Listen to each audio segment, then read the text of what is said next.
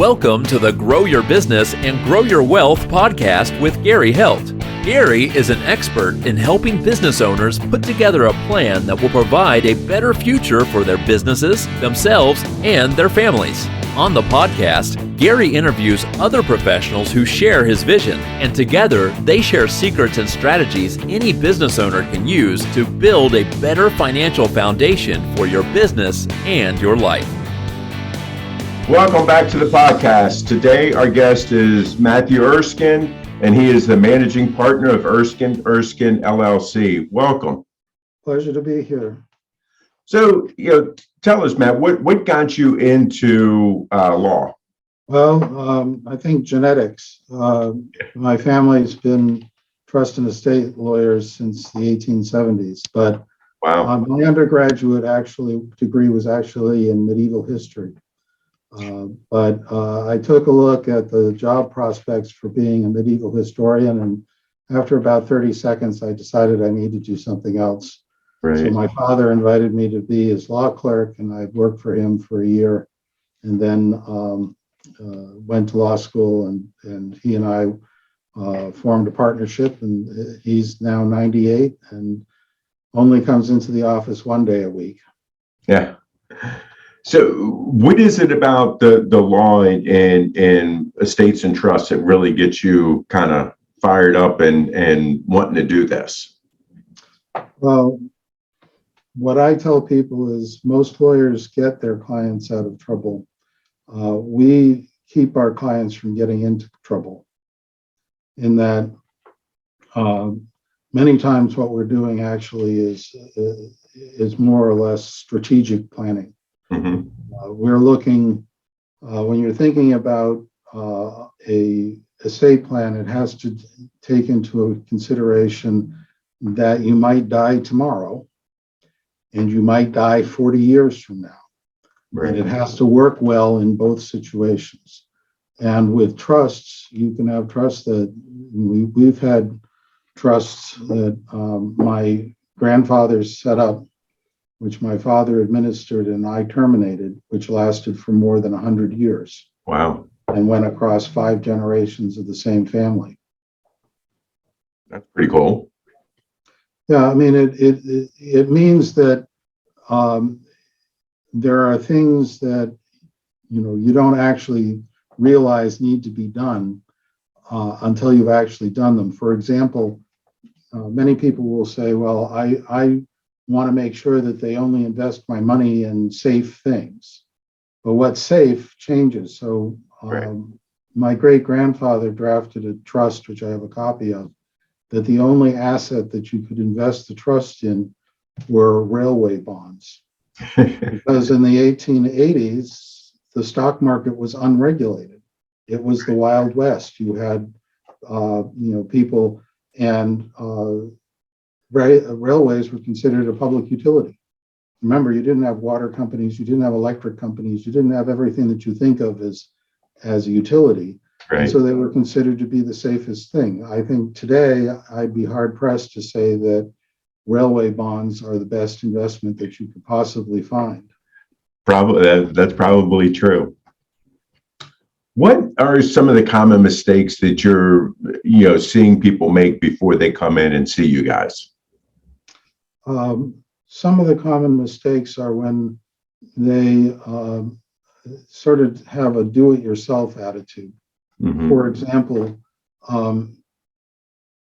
many times people will say, well, I have put my kids, put the assets in my kids' name, so everything should be fine. I'm like, well, perhaps. But then again, what happens if your kid gets sued? Mm-hmm. Those assets are now available to your kid's creditors, or they get divorced. Are the assets considered to be part of the marital situation? So, it may work in some situations. Indeed, it does work in some situations, but it may not. And they don't have a plan B. Right. What what are some of the biggest fears that that people have when they come in to see you, and how do you help them overcome those fears? Well, when you're talking about estate planning, you're talking about the two things that people never want to talk about, which is death and taxes. Right. They are also the two things which no one can avoid so far. Although modern medicine, who knows? Right. The one of the things that people say is, well, I don't have an estate plan. And I say, well, actually, yes, you do have an estate plan, but it was written by the government. Mm-hmm. And that there are rules, and this goes back to, back in the day when the kings of England had to raise troops based on people's land holdings. There are rules that say, property must transfer. And if there's no will, no trust, then it will transfer according to the rules of intestacy, because there can't be any break between the ownership of property. So I tell people, but it may not go where you want it to go. Right. So you have to take a look at it and say, what is my current estate plan? Well, my current estate plan is that if I die, it goes according to the rules of intestacy. But I don't want that. I want money to go to my wife. I don't want I want money to go to my kids. I want money to go to my favorite charity, and those aren't involved necessarily in the proportions that you want. Right. Right. So what you're saying is by default, they go based on what the state rules are. And you're definitely not getting a beneficial tax rate because of this. Well, it's a beneficial tax rate, but also, it's a question of control. How much control do you want to have during your lifetime and after your death? And usually people who have worked hard to make their money say, I'd like a lot of control, please. Right. I'm like, well, the government isn't going to give you any control because they're the ones who are going to determine it. And you're correct that the Internal Revenue Service and the state taxing authorities assume that you don't have any plans. And that's how you pay the most in the way of taxes, not necessarily estate taxes with the exemption now so high for federal purposes, but certainly income taxes. Right. Now, can you give a brief description of kind of the difference between, a will versus a trust? Because lots of times people think that I hear people using those terms interchangeably. What I say is to people, a will is a photograph, a trust is a movie. A will is a snapshot in time. It only applies to what you own at the moment of your death. Okay. Right? So it says, if I die at that moment owning this real estate, that bank account, et cetera, then do this. If you had received the assets and then, spent it or given it away before you died, then there is no record of that in your estate. Okay. Similarly, if the money goes to your beneficiaries and they go to the casino and blow it all, there is no control over that. Whereas a trust is something that you could create during your lifetime, which allows for management. You could hire an asset manager, or you could just have it be something that you manage yourself. And when you die, it continues on. And it's a series of if-then questions. If my wife needs money, then give it to her. If my kid becomes addicted to heroin, then don't give them the money, but provide a safe place for them to live. If my child dies, then provide for their children. Mm-hmm. And so you can construct this, as I said, like a movie. You sit there and things evolve, and you don't know necessarily what the choices of the characters are unless you've seen the movie before, I suppose. Right. And you get to see how they adapt and how things go on. And eventually it ends.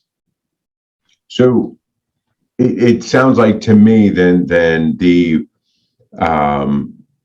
the will is I'm going to say it is barely one step up from the government, because you don't have it's not flexible. It's basically, this is what it is, and we can't make any changes. If something were to, like you said, your child is addicted to heroin or whatever, you still have to give them that money. Yeah, I mean, you're predicting the future exactly with a will. When I die, this will be the same as I have it today. And I can distribute the money according to what I know I would like today. And you don't have a whole lot of flexibility, because that's when you need to have a trust. Okay. What are some of the challenges that you're facing now? I mean, we're I mean, I don't want to say we're out of the pandemic, but hopefully we're at the tail end of it. And what's happened over the past couple of years. I mean, what are some of the challenges that you're facing because of all of that? Well, some of the challenges that we're facing is that part of it is that suddenly people have woken up to the fact that they're mortal, and the possibility of dying suddenly is in the forefront of their mind. Right. And so they rush to get something done, and then they don't bother to continue on the planning process. The other is that people become fixated upon, this is going to cost me a lot of money. Right. And, yes, it will cost you money, but it will cost you less money than probably the taxes or the administrative headaches you would have if you didn't have it. And the other question is, how much is control worth? So oftentimes, and what I tell people is, something's better than nothing. They're like, well, I don't know whether or not I want to give things equally, or what about my business? And I'm mad at my son, but I don't know if I'll be mad at him forever, and stuff like that. And I say, well, something is better than nothing, because if you do nothing, then it's sort of all bets are off. And if you do something, then you have some control, because you're designating who handles my finances if I become disabled. What happens if I go into the hospital and I have COVID and I'm in a coma? What is going to happen if, I have my own business and I become incapacitated? What happens? Where does it go? Who's going to run the business? Who gets to sign the payroll checks? Even basic things like that. You have to say, well, let's see if we can have a plan. It doesn't have to be a 100-page plan. It could be a 1-page plan, but let's get a plan in place. I think, again, and what I'm taking from this, and I preach this lots of times also, is planning. And it's just like, do the plan. Yes, it's going to cost you to put together a plan, but if you don't put together the plan, it's going to cost you a whole lot more. We're talking significantly more if you don't have the plan. Yeah, I mean, I think it was Dwight D. Eisenhower, when he was, commanding the Allied armies in Europe, who said, no plan works, but planning is critical. Right. And what I tell to people is, I can't predict the future, but I can usually predict the futures. Mm-hmm. And it may not be probable, but it's possible that you will have won the lottery, or it is possible that you are going to become disabled. What do you do in those situations? And it is, taking a look at, what are the possibilities and how do we plan for it? Because when the crisis hits, if you've got an idea, or your family has an idea of what they're supposed to be doing, then they can deal with the crisis. If they have no idea, that's when usually mistakes are made. Right. I agree. What What do you know now that you wish you knew when you first got started? How to work on computers. When I started when I was in college, I did a computer programming course. Why a medieval historian needs a big computer programming course, I don't know, except for the fact that you have some statistical analysis on things. And at that time, we were programming on what they called IBM cards, the punch cards, which I think only people who are able to drive a stick shift are going to be able to remember those. Right. And now you're able to handle things on a computer that were light years away from what was going on at that time.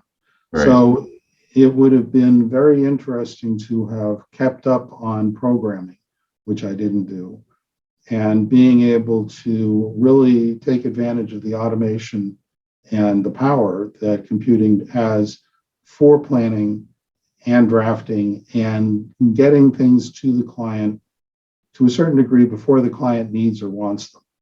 Right. So that it's right there, and when you need it, you can find it. Right. Yeah, I remember being in college and same thing. You did your punch card and you watch some lights light up on the computer, and that happened, and you passed the class. Was kind of if you dropped your stack of cards, you were they were never numbered. Right. Yeah. Start all over again. When a couple of things that if you can touch on them a little bit. Lots of times when I talk to my clients and they want us to help them with their deceased parents' taxes, they come to me, oh, here's the power of attorney that I have. And then I have to explain to them that power of attorney isn't any good anymore. Can you explain kind of that whole situation? Well, a power of attorney is basically when you sign a power of attorney, you are appointing someone to act as your agent. They can do what you could do if you were there and you were mentally and physically competent. That's why they call it durable, because even if you become incompetent, right, due to age or illness or whatever, it still applies. They can do whatever you could have done, but they can only do what you could have done, which means that the moment that you die, they are no longer your agent. Right. Now, you can have someone be appointed as executor, as they used to call it, and now sometimes they call it personal representative, under a will. Or you could file, if it's an intestacy, you could file for an administration in the probate courts. But that usually takes some time and some cost. And, if you have something which is, you have a power of attorney to handle day-to-day affairs, but you also have a trust, then whoever you appoint as successor trustee, at the moment of your death, you are no longer the trustee. And your successor becomes the trustee automatically. And then at that point, they would be the person that would be, because you could have somebody that's got your power of attorney currently, but that is not your successor trustee, correct?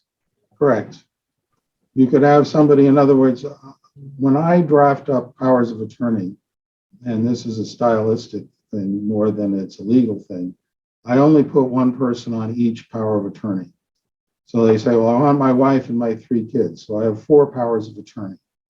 And the reason is because you may say to your son, look, your mother and I are going to go on a year-long cruise. Here's a power of attorney. When the bills come in, you'll be able to sign the check as my attorney and pay the bills. But you go to your daughter and say, I know that you've got a good financial head on your shoulders. Here's the power of attorney so that you can manage our money, our investment money that's at the brokerage firm. You don't have to give a power of attorney to everything to the same person. That I haven't heard before. So that's definitely something new, but that's a great way of looking at it. It's an experience thing because this is one of those parables that I mentioned before. Right. I had a client who came to me, and he was had estate planning documents from a prior attorney relationship, but he and his wife had to go. He had a job in London, and his wife, who was at that point 7 months pregnant, said, "Look, I'm not going to do this by myself. I'm going with you." And so he and his wife were in London, and at that time, the interest rates had been very high and were falling. So after a while, he called up his brother and said, "Look, I want you to go and apply for a refinance of the mortgage on the house because the interest rates are now so much lower than they were." And the brother said, "Well, how can I do that?" He says, "Well, there's a power of attorney. You use that." So the brother goes to with the power of attorney to the bank and says, "We'd like to refinance." The bank officer looked at it and says, "What? His wife is dead or what?" He says, "What do you mean?" He says, "His wife is the first one on the power of attorney. You're second. Unless she resigns or dies, you have no authority to do anything," which is absolutely true. And so I said to, the client called me up and said, "What am I going to do?" I said, "Look, I want you to go to, get yourself a fax machine." And this is how long ago this was. Right. "I will fax you a power of attorney that will appoint your brother to act as your agent in regards to refinancing the bank. You're going to have to get it notarized, right? So that means you got to go to the consulate and get it notarized and witnessed. Sign it, notarize it, stick it in a, FedEx envelope, send it to your brother and say, go to the bank and now you'll be able to do it." And that is one of the reasons why I always do separate powers of attorney for each person that you appoint. That's interesting. I mean, I've seen where, one sibling has had the power of attorney for financial and everything, and another one has had it for medical. But I haven't seen, multiple for different financial reasons. And that's actually a great, thought process, when going through it. Yeah, I mean, on the medical side, that's completely different. Right. In that there's two things that you have. One of which is, can your medical provider speak to the people that you want to have them speak with? Because otherwise it's violating the HIPAA regulations. Mm-hmm. So if you say, and so I tend to have it that they say, "Well, I want my wife to do it." I said, "Okay, your wife is first. And then I want my kids." I say, "Put all of them on." So it's, my son, my daughter, and my other son. Any one of them can speak to the doctor. Now, they can't control what you're going to have done for your medical. You are in control of that. But if you're unresponsive and the doctor has to call somebody up and say, "What do we do?" They need to be able to talk to you. The other is what they call a living will, which is, I want this and I don't want that. And I'm always a little leery on being too specific there, because you never know what the future is going to hold. Right.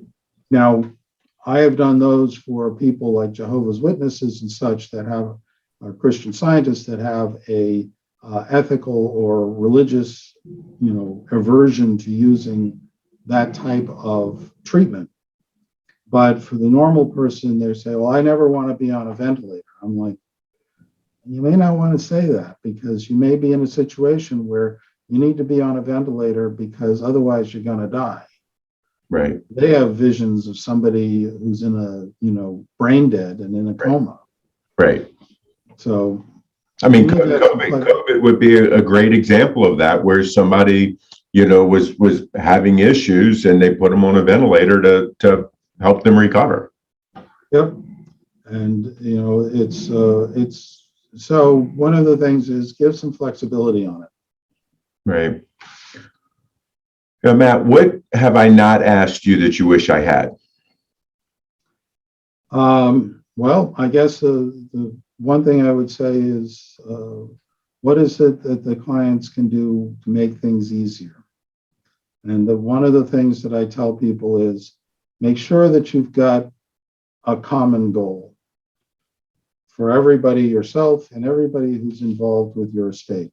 Make sure that you all agree on that, because that avoids having a family fight. Right.